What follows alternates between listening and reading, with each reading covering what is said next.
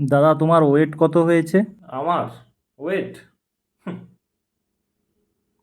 মানে তোকে কি বলবো, আমার মতো ডায়েট মেনটেন তুই করতে পারবি না।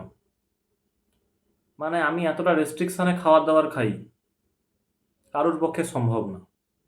এই যে সকালবেলা উঠি, কিচ্ছু খাই না, শুধু একটু চা আর 10টা বিস্কিট খাই। এই যে সকালে যদি লুচি হয়, আমি কটা খাই জানিস? শুনলে অবাক হয়ে যাবে, মাত্র 20টা। তারপরে আমি অনেকজনকে দেখেছি যে অনেকগুলো তরকারি খায়, মাংস, তারপরে মাছের ঝোল, চাটনি, আলু ভাজা, ডাল। আমার একদম মানে এত কিছু পছন্দ হয় না। না, সত্যি বলতে এত তরকারি খায় মানুষ, আর একটু বেশি তরকারি হওয়া উচিত, কম করে 10টা আইটেম। তো সন্ধ্যার টিফিন আমি একটু ছোট করে খেয়ে নিই, খুব কম খাই।